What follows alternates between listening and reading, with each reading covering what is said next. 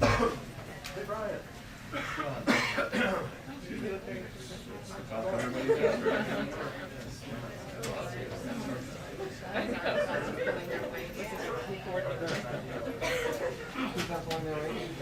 St. Military Christmas.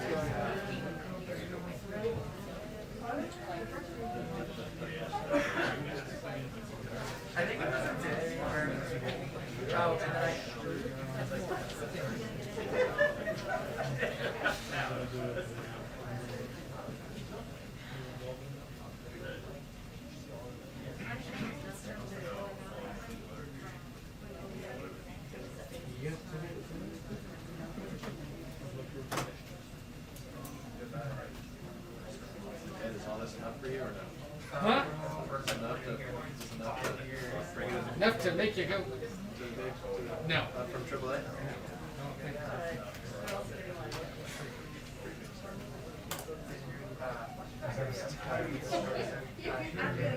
The longer she waits, the more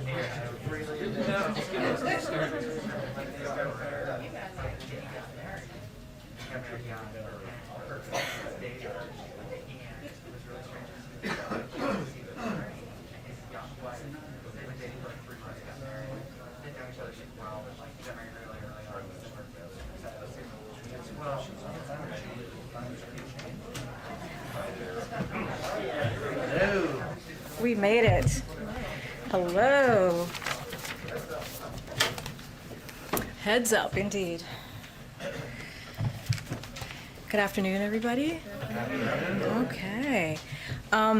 So joining us today is Deputy National Climate Advisor Ali Zaidi, where he helps implement the President's domestic climate agenda, coordinating the all-of-government approach to tackle the climate crisis, creating good-paying union jobs, and advance environmental justice.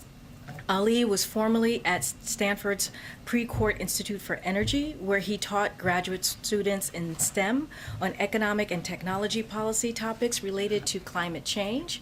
For 8 years, Zaidi served in key roles within the Obama-Biden administration, including as the Associate Director for Natural Resources, Energy, and Science at OMB, as Deputy Director of Energy Policy for the Domestic Policy Council, and as a Senior Director for Cabinet Affairs. He is here today to discuss the Biden-Harris lead pipe and paint action plan, which was announced earlier today. I hope you all join me in welcoming him to the podium and to the briefing room. It's his first time, so all yours. He's going to take probably like 2 or 3 questions afterwards. I'll let you know who gets called on. But thank you so much, Ali. The podium is yours. Thank you, Karine, and good to be with everybody here today. President Biden and Vice President Harris believe that no child, no family, no American should have to worry about lead exposure from the water that they drink or the air that they breathe. That's why today we're announcing the Biden-Harris lead pipe and paint action plan. 10 agencies stepping forward with 15 bold actions, the nation's largest investment in infrastructure to take on and tackle this public health crisis and this staggering source of environmental injustice. Let's do some of the numbers here. Lead exposure threatens millions of Americans through their water, up to 10 million households and 400,000 schools and child care centers. Through lead paint in nearly 24 million housing units. This is where people live. And we know that these exposures are highly unsafe, especially for our kids. We're not just finding out. We've known this for over 100 years. In fact, Congress passed a law banning new lead pipes in the year I was born. And in the years since, we've let these pipes persist in our communities. And the truth is, they persisted the longest in low-income communities, whether rural or urban, and in communities of color. The good news is this: we know how to get after this challenge and fix this problem. And that's why President Biden and Vice President Harris have made replacing lead pipes a centerpiece of the bipartisan infrastructure law. And why today, Vice President Harris stood with child health champions and labor union leaders alike to join together and issue this action plan with a new goal to make rapid progress replacing all lead pipes in this decade, working in close collaboration with our state, local, and tribal partners with a focus on communities that have been underserved and overburdened, and in a way that creates good-paying jobs, jobs welding and fabricating, jobs fitting and installing these upgrades, jobs in infrastructure that can support a family. Today's action plan has 3 pillars. The first is about getting resources into the hands of communities. EPA is announcing that nearly $3 billion from the bipartisan infrastructure law will be deployed next year in 2022 to replace these pipes. And we're going to tap into the American Rescue Plan that the president passed at the beginning of his administration with its $350 billion in state, local, and tribal recovery funds. Second, the EPA is writing new regulations that will strengthen the lead and copper rule, including enhanced testing requirements. This is absolutely critical that we pair the investments with clear standards about where we need to go. And third, we're marshaling tools from across our agencies, 10 of them bringing actions to the table so that we can tackle this crisis head on. And just as an example, we've got a cabinet level partnership, a bunch of agencies coming together at the very top of the agencies, focused on lead remediation in schools and child care centers. We've got the CDC working overtime to make sure we close those gaps that we have in critical health screening. Across our federal housing portfolio, HUD, USDA, the Department of Interior, we are working to eliminate lead pipes and lead paint hazards.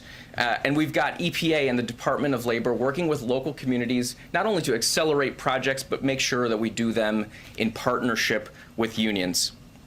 Thanks to the leadership of the President and the Vice President, we passed a big deal bipartisan infrastructure law, and that's going to help us replace all the lead pipes, and we're excited to get to work. And with that, eager to take some questions. Thank you so much, Ali. Go ahead. Ali, I'd like to ask you about the Build Back Better plan. The plan is sort of clearly at risk right now in Congress. It's certainly not, doesn't look like it's going to happen before Christmas. The climate piece is a good chunk of that. What will you guys do in your office if those provisions don't end up getting passed? And how does the president then intend to proceed with his goals of reducing emissions without it? Jeff, thanks for the question. You know, what we're talking about today, I think, reinforces the case for investing in America. Every dollar that we invest in this challenge to take on the lead pipe crisis around the country yields $3 of benefits. It's going to unlock good jobs. It's going to unlock public health benefits. It's going to help revitalize communities left out and left behind. And the Build Back Better Act does exactly that same thing, a playbook that is focused on boosting our economic resilience and taking on the climate crisis. And we're excited to be involved in conversations that help us move forward. But let me also note this. From day one in this administration, every single day, the president has been advancing critical climate action. You look at some of the actions we've taken in just the last few months, tackling super pollutants in the form of hydrocarbons, tackling methane emissions, not only here, but bringing around over 100 countries from around the world to take on the same challenge, making sure we're shifting quickly to an electric vehicle future. So we're excited to be continuing to push forward in an ambitious way, in a bold way. And I think today's announcement really brings home the point. If we invest in America, we create good paying jobs, we unlock environmental benefits all at the same time. Well, just to follow up, what are your biggest concerns about things that may be taken out of that bill, if it passes at all, in the climate space? You know, again, want to focus on what we're doing today because, as I noted, you know, this is action that is long overdue. I think the American people are excited to see us get to work in taking on something that's festered in communities for over 100 years.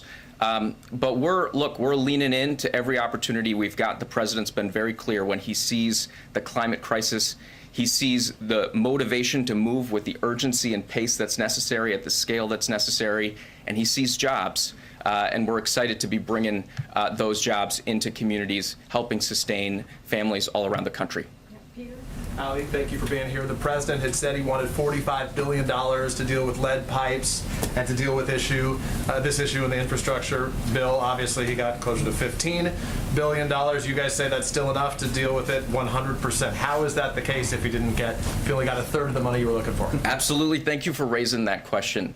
One of the things that's been remarkable, and I think this is the case on lead pipes, I think this is the case on a lot of things. You look at electric vehicles, for example, in just this last year, and it's accelerated since folks got together on the South Lawn in August.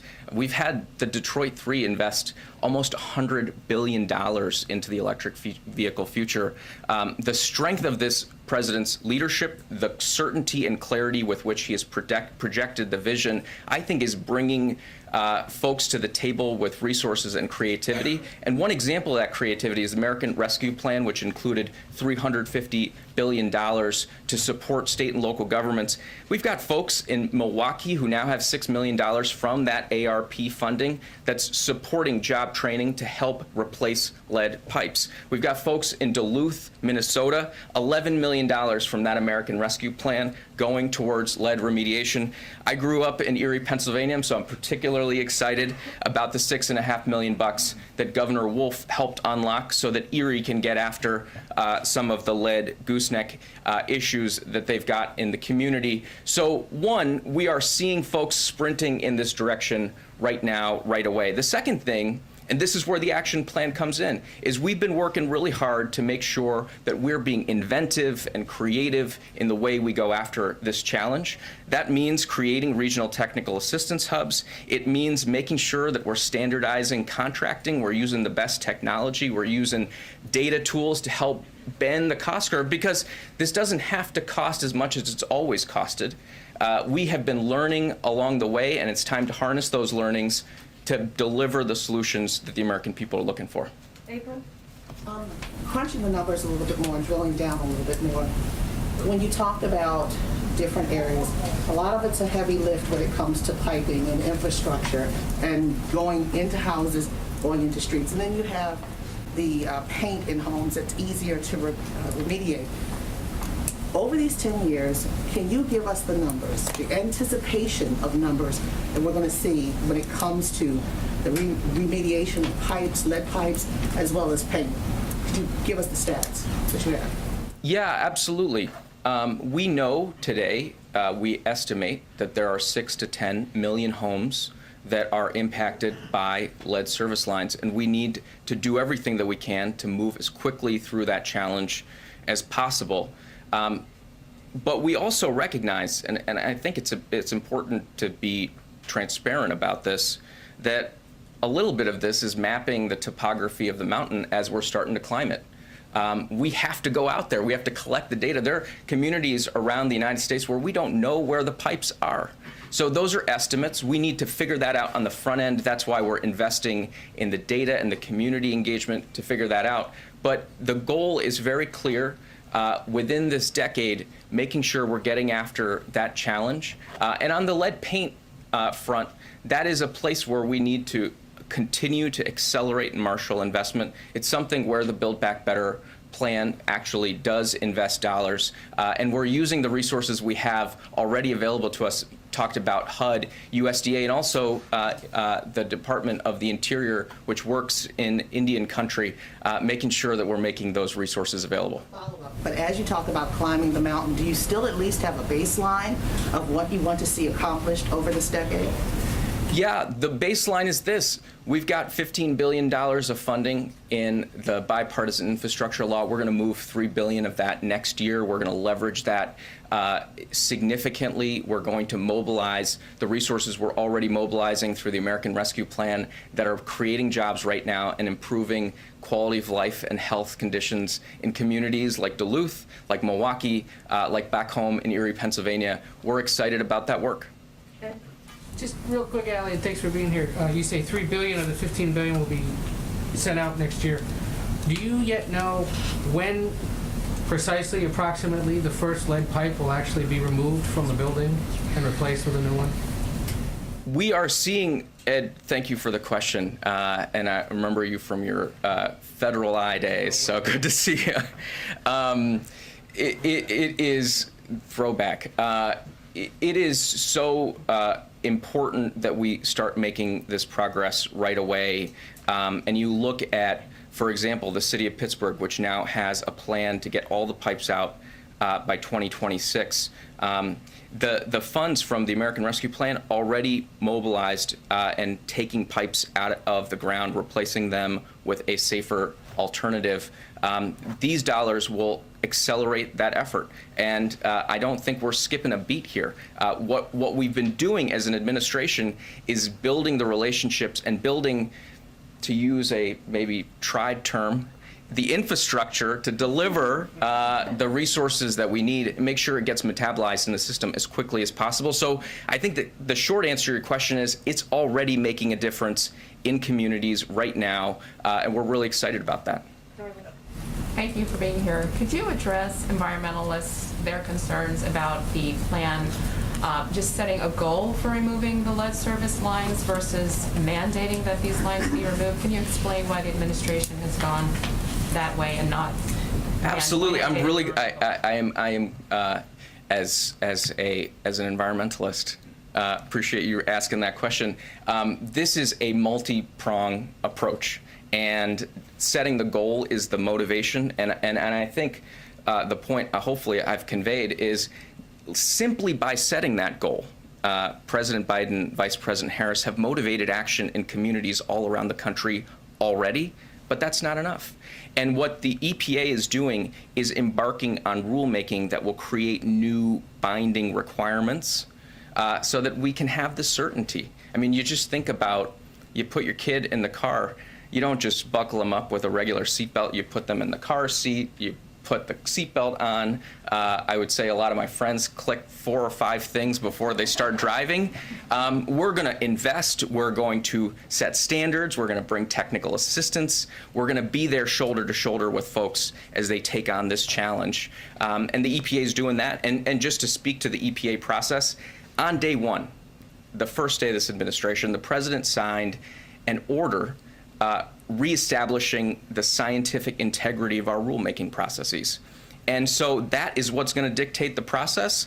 But the goals are very clear, and I think you heard them from Michael Regan, our administrator, how vigorously the EPA intends to develop standards, requirements to make sure that we're delivering on the target. Okay, we're going to take 2 more, Phil and Zolan after. I'm going to follow my good friend Jeff's lead and broaden it out a little bit, if you don't mind. Given the scale of the administration's climate ambitions, of which this is very much a good example of, have you guys felt any constraints on the regulatory side by concern over securing one vote in particular in the United States Senate in terms of what you're able to do, how far you're able to go in terms of your agenda on the climate side broadly? You know, one of the things that's been constraining, and I don't think folks write about this enough, is the incredible hollowing out of the U.S. government as we came in. And one of the things that folks at EPA and other regulatory agencies have had to do is build up that strength, that capacity to be able to do the analytical work to underpin regulations. To the point earlier, we've got to make sure that these regulations are grounded in the best science and the best data, the best engineering work. But if you look at our record, I just tick through some of the sectors. You look at the industrial sector, we finalized regulations that will take hundreds of million metric tons out of the air in the form of hydrofluorocarbons avoided. You look at the oil and gas sector, we proposed the most sweeping methane action strategy and rules requirements around reducing methane emissions. And we went and we galvanized the rest of the world to come along with us, over 100 countries joining that ambition. You look at the auto sector, which is going through transition. We've been at the table, and this is because of the leadership of the president and the vice president. We've been at the table with the automakers, with the environmentalists, with the engineers, with the scientists, and with our brothers and sisters in the UAW, and we forged historic standards that will reach further than ever before on electric vehicles and on fuel economy. So you just tick through it, sector by sector. We've made tremendous progress.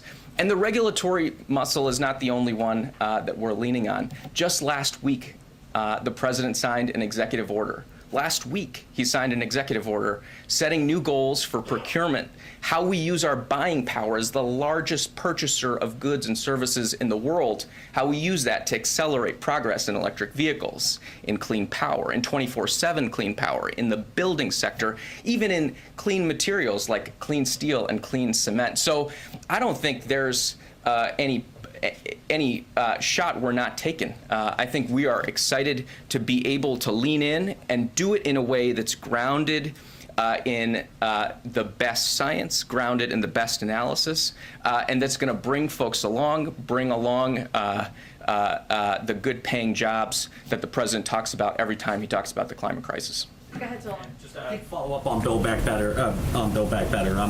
There's multiple reports that Senator Manchin is objecting to, including drilling bans off the Atlantic and Pacific coast, as well as Gulf of Mexico. How significant of a loss would that be? What is the White House doing to keep those in the bill? And just separately, a ban on drilling in ANWR is still in the package. What is the White House doing to ensure that that stays in the package? Well, let me talk a little bit about what we've been doing. This is a president that came in and right over there signed back the protections for Bears Ears, an incredibly important national monument and Grand Staircase Escalante. He halted leasing in the Arctic Refuge and in Chaco Canyon, important places to protect for posterity. He set the first ever national conservation goal. And is galvanizing folks across sectors, across states and local governments in tackling the climate crisis in a way that recognizes it's not just what we're doing to nature, it's that nature can be our partner in taking on the challenges that we face. And look, we've had incredibly productive dialogues in the context of this bill and others on how we take on the climate crisis in a way that marshals the power of nature-based solutions. And the bipartisan infrastructure law, by the way, hopefully I get to come back for the $21 billion we're going to spend to remediate the places we fouled and that can now become hubs of economic activity and hubs of climate solutions based in nature. That was in the bipartisan infrastructure law and brought together Democrats and Republicans in both chambers of the House and passed something historic. So we're excited about that work and we're moving forward. But it does seem like the drilling bans are now not in Build Back Better. So, I mean, how significant of a loss would that be? And can you still achieve your climate goals if that is left out? So I think I'm going to let Karine go into the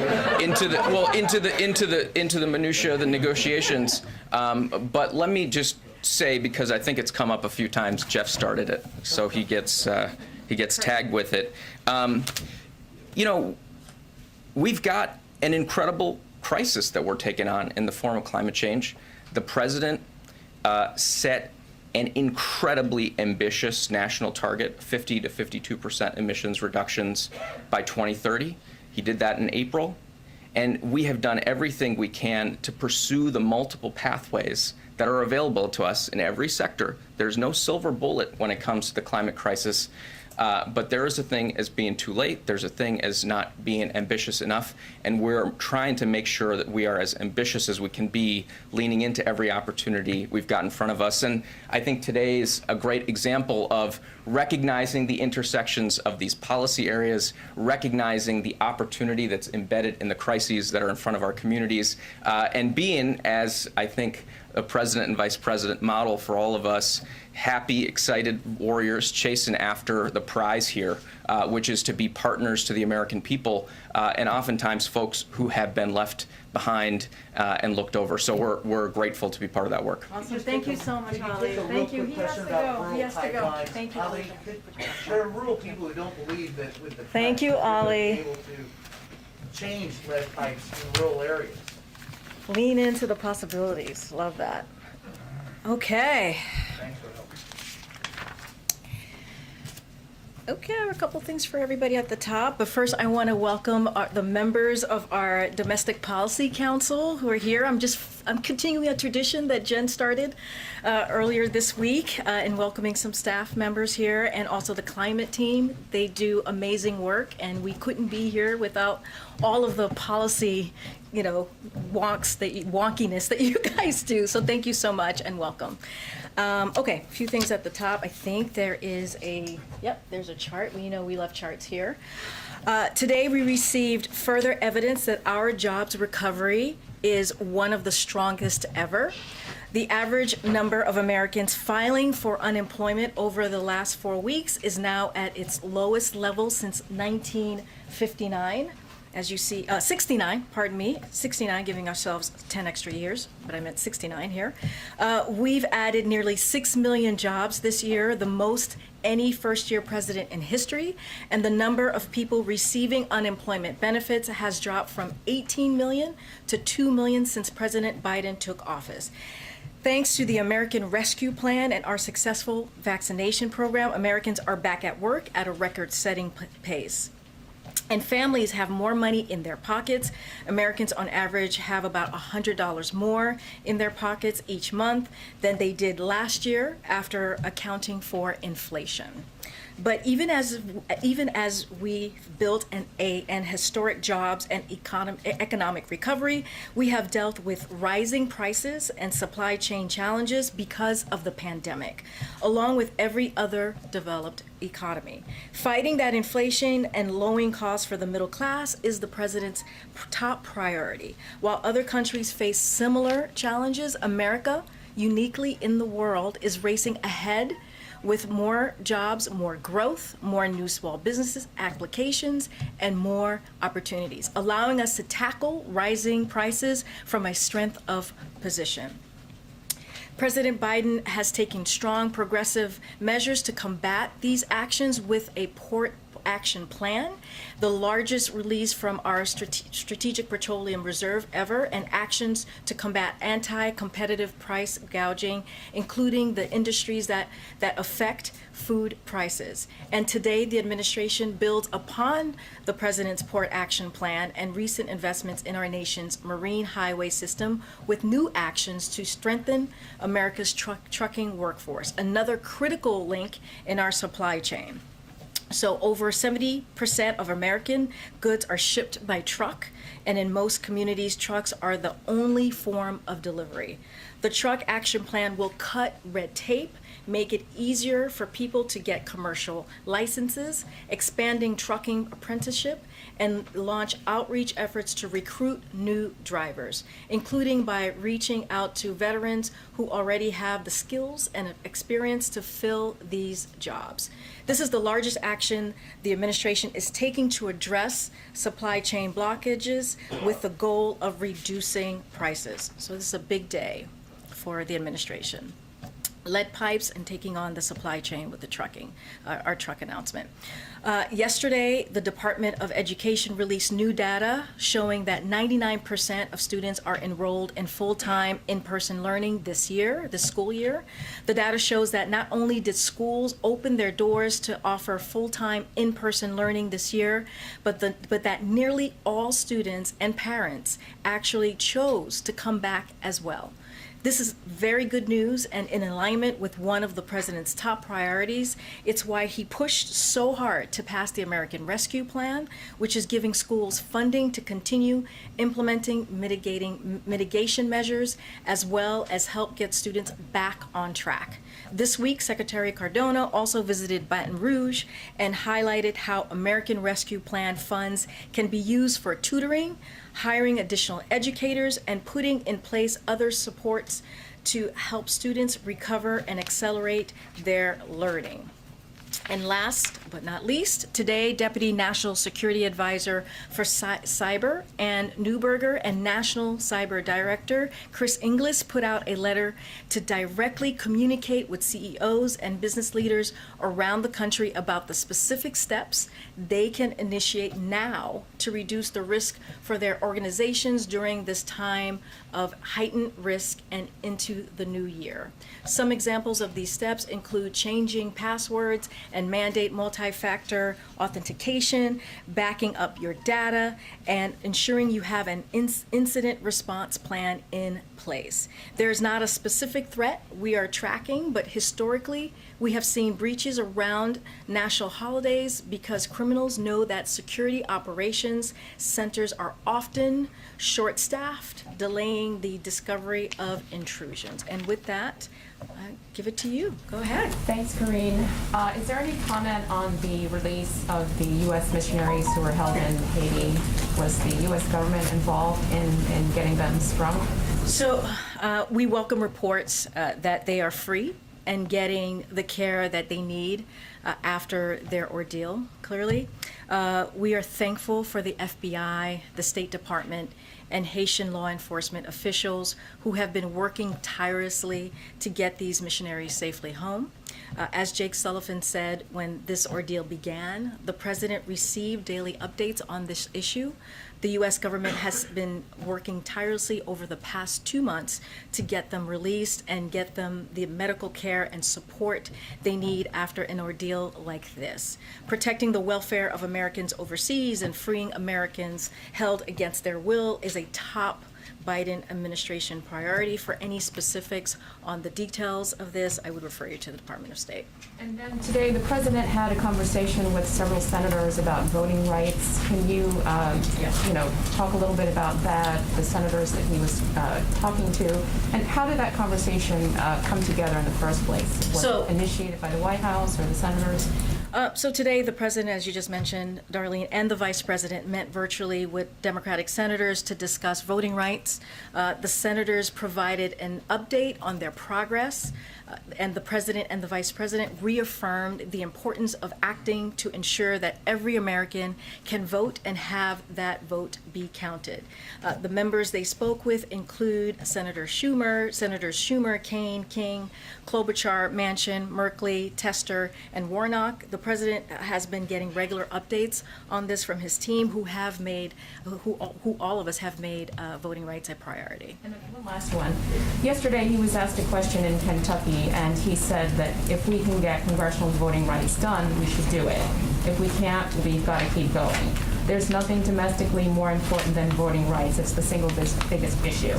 Was he speaking generally about voting rights in the sense that if we can get it done, we should do it? Or was he trying to say that Build Back Better should now take a back seat and voting rights, the Senate should? That's a jump. Well, it would be.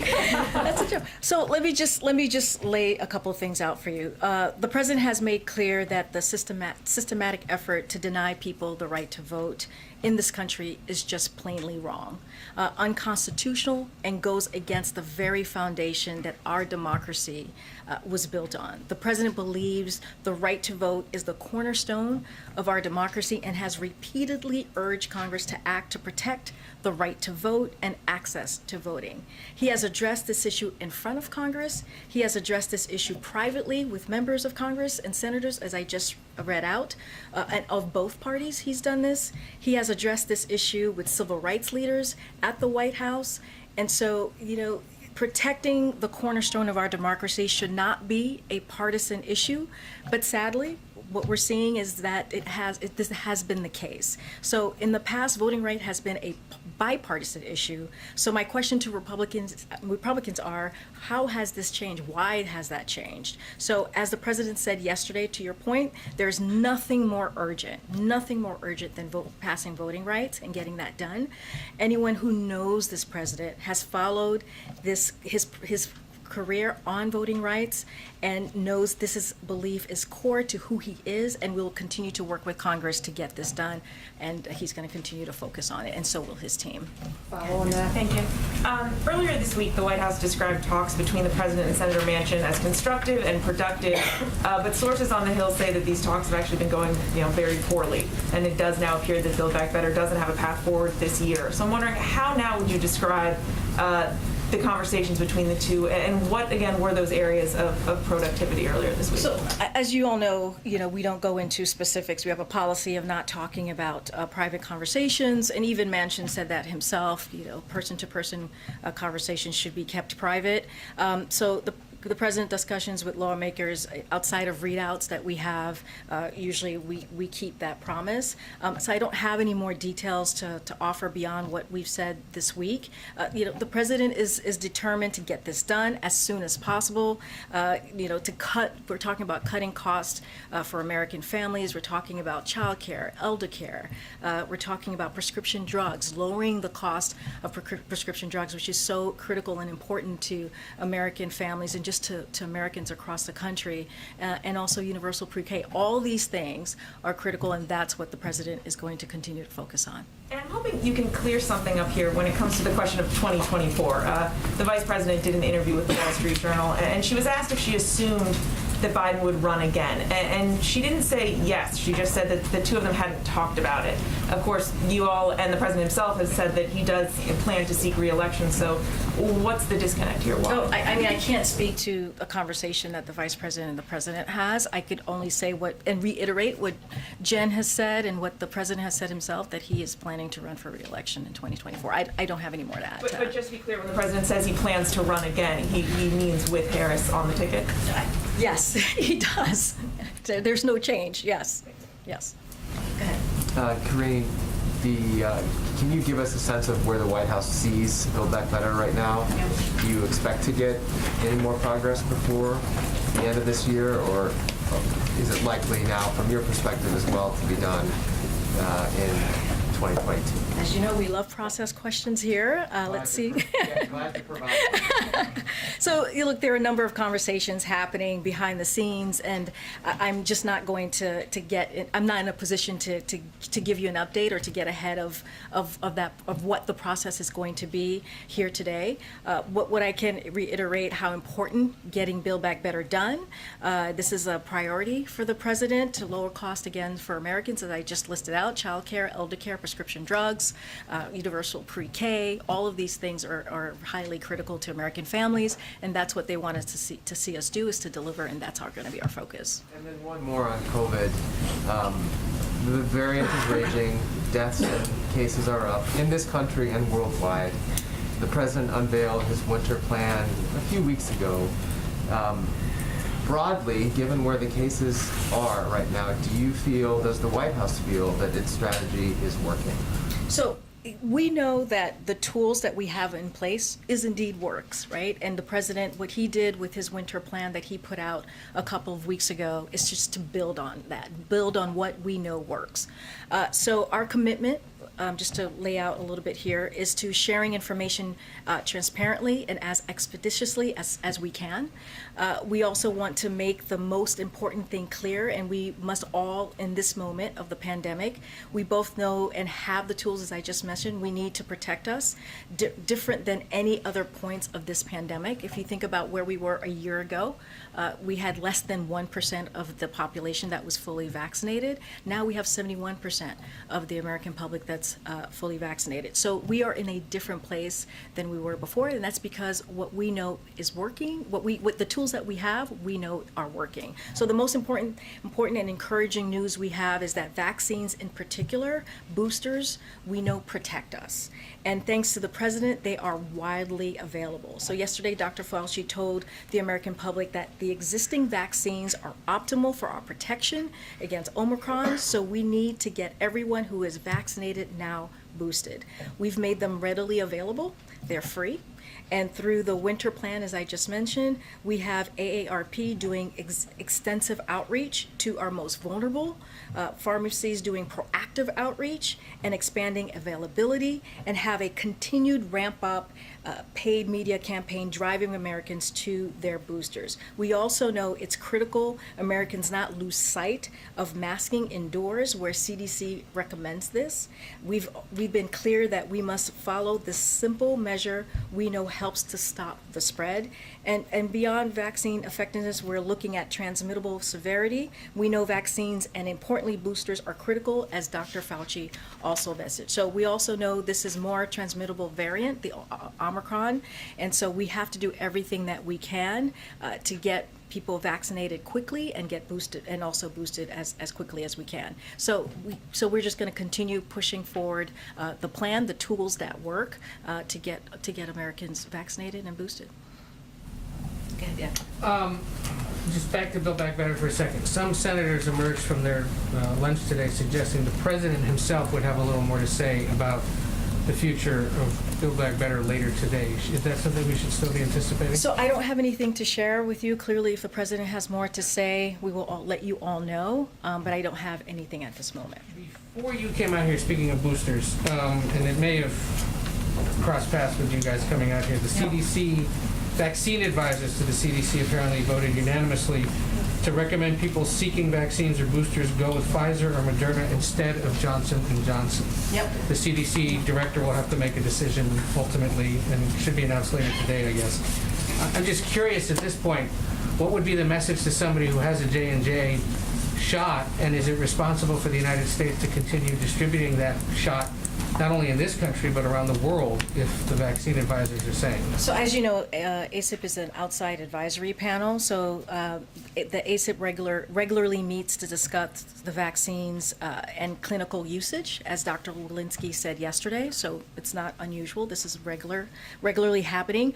Whatever decision they come to will go then to Dr. Walensky, and we will follow her guidance once we get that. But what we know right now and can focus on is that the importance of getting vaccinated and boosted, as I just laid out, we have 3 effective vaccines available to people widely around the country. And right now what we know, it is critical to get vaccinated and boosted to protect yourself from Omicron. So that's what we know at this moment, is that we have 3 that are effective. If she were to come back and say, and this is a hypothetical, I want to stress that. Yes, and I know we it is a love hypotheticals in this room. hypothetical. We do not like hypotheticals in this room. Do we know whether she could say we shouldn't be giving out J&J anymore, and how quickly it could be removed from the market? I can't get ahead of what Dr. Walensky is going to say. We follow the science. We listen to the public health experts. That's our motto here, the North Star, if you will. And I'm going to leave it to Dr. Walensky. Yeah. Just want to circle back to Russia. Have there been any updates in terms of, I know there was obviously a U.S. official in Moscow, where things stand on the talks, if any announcements about future talks maybe coming in the days or weeks ahead? Yeah, so we're constantly consulting closely with our European allies and partners to determine the best way to proceed with the security talks that President Biden and President Putin agreed to very recently. Today, National Security Advisor Sullivan had a call with his B9 counterparts. Yesterday, he spoke with Russian Presidential Foreign Policy Advisor. Today, Assistant Secretary of State Karen Donfried is in Brussels meeting with NATO allies to brief them on that conversation and on her meetings in Kiev and Moscow, which she had this week. Our focus continues to be diplomatic progress and de-escalation. That is the most important thing here. We believe progress is possible on ending the conflict in eastern Ukraine through implementation of the Minsk agreements in support of Normandy format. So that is our focus right now. Okay, and then just one more on circling back to Build Back Better. Yep. I know the president's a veteran of these types of things, 36 years in Senate Vice President. Does he view this as just kind of a step in the process? Is it a setback? What's kind of his perspective on where things stand right now in these talks? Yeah, so I just to step back for a second and look at the big picture of what we've been dealing with here. So this president and the congressional leadership team, working with two of the narrowest majorities possible, has passed several of the most impactful economic legislation in American history. He turned around a failing COVID response and a sputtering economy, and he's taking strong action to address the financial challenges that Americans care about the most. His leadership and bills and those bills now resulted in unprecedented economic recovery that is the envy of the world, historic job growth, the fastest drop in unemployment in history, strengthened supply chains, and boosted competitiveness against China. We delivered because we stayed focused on what the American people care about and did the work. That's exactly what's happening here. Meanwhile, Republicans are actively seeking to hurt the pandemic response, explicitly rooting for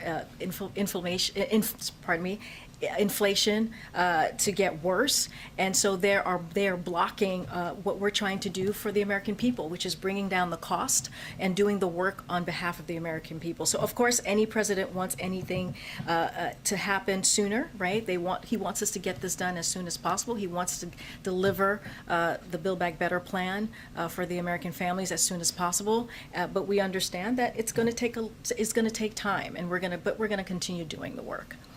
Go ahead. Good, Aisha. Another question on Build Back Better. I know that seems to be the theme of today, Yes. but one thing that seems to be a sticking point is for Senator Manchin is the child tax credit. And so I do want to know, is the White House willing to remove the expanded child tax credit, the payments that people get each month? Is that negotiable? When you say move, meaning? To remove it from Build Back Better. So to let not me have it as a part of the plan. So first, if a standalone bill, As a standalone right? bill or yeah. Okay, so in order to do that, we need the 60 votes in the Senate, and we just don't have that, right? So that is not an option here. But what we're going to continue to do is move forward and have the conversation on Build Back Better, and to get that done. That's one of the reasons the president included it in the child tax credit, included in the Build Back Better bill. Look, the CTC puts money directly into the pockets of families across this country at a time when, unfortunately, the cost of some everyday things have gone up. We'd hope that everyone in this town, regardless of party, would support it. The president was clear when he signed the child tax credit extension into law as part of the American Rescue Plan. He viewed it as a vital tool to fighting child poverty and helping families. So the president believes the child tax credit is highly effective policy and needed now more than ever, and that's why he included it in the Build Back Better plan. So must it remain in the Build Back Better plan? Because there's some talks about it possibly being removed and maybe not being a separate plan if Manchin will not support it. Well, all I can tell you right now is if we pull what we've been hearing and people have been asking us, how would we support it being in a standalone? And the thing is, the reality is, you need 60 votes in the Senate. We do not have 60 votes in the Senate to do that as a standalone.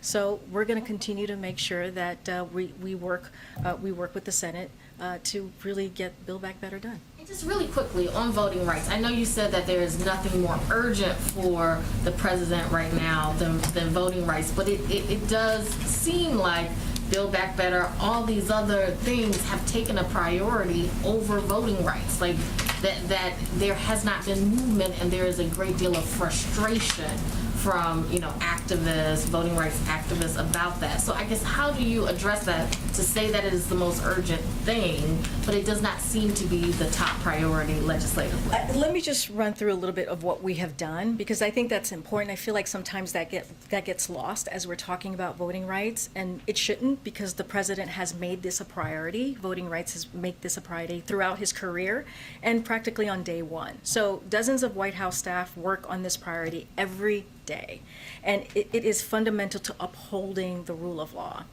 You all heard the president speak about this at length at the 10th anniversary of MLK's memorial, which was not too long ago, decrying the big lie and making the case for voting rights legislation. Here's what we've also done, because we are not waiting for legislation. We wanted to make sure that we moved forward very quickly and got some of these things done. So the president's historic executive order in March, which he signed on Bloody Sunday, and which agencies have now submitted action plans for, leveraging the power of the administration to protect the franchise and make it easier to vote. That's one. DOJ has been doubling their voting rights staff at the Civil Rights Division, as well as taking steps to ensure compliance with voting rights statutes, launching a task force to combat the increase of threats against election officials and election workers, and issuing guidance on a variety of issues pertaining to fair and secure elections. And the president appointed the vice president at her request to lead this administration-wide effort using the bully pulpit and convening power to the White House. So the president believes the right to vote is critical, it's crucial to the health of our system of government. So that's what we've been doing. So I don't want that to get lost. I'll get to you in a second, April. Thanks, Karine. I wanted to also follow on this child tax credit issue with Joe Manchin. I remember a couple of months ago we were sitting on a tarmac delayed because the president, with much fanfare, came out and announced that he had a framework that had sort of sign off from senators. And then this week we've learned that Joe Manchin has either asked for child tax credit to come out or sort of pitched a 10-year child tax credit that would cost 1.4 of his $1.75 trillion. So based on that, has Joe Manchin sort of reneged on a commitment that he made to the president when you guys made that announcement, or did you not actually have the announcement in hand before we did the Look, Justin, as I said, I'm not going to get into private conversations. Certainly not going to lay out what has been negotiated or not negotiated. I'll let Senator Manchin speak for himself on what he wants included or not and where he sees this. And then on COVID, in response to Jeff, you said that the tools that we have are working. And I take the point that if you're fully vaccinated and boosted, the chance of severe harm from COVID to you, your personal risk is relatively low. But that doesn't describe a majority of Americans. And just in the last 2 weeks, we've seen cases up 40%, deaths up more than a third. And so I'm wondering, in light of that, are you guys still categorically ruling out the possibility that we might see lockdowns this winter, especially considering how boosters have not kind of had the uptick that we would need to see here? And are there going to be any operational changes here at the White House? Obviously, the president, 79 years old, he's been boosted, but the virus is swirling in a way that we haven't seen probably in a year. Look, as it relates to shutdowns, which is what I was trying to convey to Jeff as he asked me this question. Look, we've been very clear. Dr. Fauci has been very clear. Our public health experts have been very clear. We know what works, and we're going to continue to do what works, which is making sure that we do everything we can to get folks vaccinated. We're at 71% of people being fully vaccinated. That's a huge difference to where we were a year ago. As I just stated, a year ago we were at less than 1%. We're at 83%, more than 83% of people who have at least one shot. So we're doing the work to get us there. With boosters, about more than 50 million people have gotten that booster shot. And the president laid out his winter plan about 2 weeks ago to really talk about those the 12 tools, additional tools to build on what's working, to make sure that we offer it, the American public feels like they have that access and feel comfortable in getting that booster shot. So it's important. We got to make sure that we take care of our seniors, our most vulnerable. So that is what we know. We listen to the science. As I said, that is the North Star for us. We listen to health officials, and so we're going to continue doing what we know works and continue to talk to the American public about that. Go ahead, Peter. Thanks, Karine. First, a little before you came out here, report across, why is the administration suspending talks for cash payments to the families of illegal immigrants separated at the border? If the president has said, you lost your child, it's gone, you deserve some kind of compensation no matter the circumstance. Did he change his mind? Does he no longer think that these people need compensation? So, Peter, it's ongoing litigation, so I would refer you to the DOJ. I can't speak from it from here. Okay, a question about crime recently. The mayor in San Francisco is now trying to add police funding because when she pulled it to reinvest in communities, crime went way up. So would President Biden, as the leader of the Democratic Party, advise Democratic mayors not to pull money from police budgets? So I can say this. It is absolutely unacceptable when gun crimes are taking lives, when families don't feel safe going to the park or their local schools, when thieves feel impunity in stealing from retailers. So we applaud the mayor making sure that there is more police presence in the city to protect Americans. And so if you're a mayor, this is what we say to local leaders, if you're a mayor or a local leader, there is a crime problem in your community, we think you should step up and do something about it, just as many mayors are already doing. And we've made clear that we're going to offer federal support to help you do that and to keep communities safe. As just one example, the Department of Justice announced last month grants to help put 50 more cops on the beat in San Francisco and funding for over 1,000 more community-oriented policies roles nationwide. The president has proposed doubling that program. So we want to make sure that that mayors and local leaders do indeed step up and make sure that they're protecting their community. And then just one more topic really quick. We got to wrap it up. Okay, just quickly, Yeah. why is President Biden telling people still that the vaccinated cannot spread COVID? Can you say more? Yeah, in a local interview on Tuesday, he said, how about making sure you're vaccinated so you do not spread the disease to anybody else? The CDC says people who get vaccine breakthrough infections can be contagious. Well, I'll say this. I didn't hear this interview, so I would have to see it in its full context. What I know and what the president believes is that we have to listen to the science, we have to listen to our public health officials, and that's what the president believes. Thank you. Commencement address? Oh, in South Carolina? Yes. What's the topic? Is he talking about voting rights? We'll have more to share with you on that later, but we know we have to go.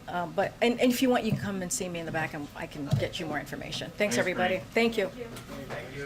Thanks, everybody.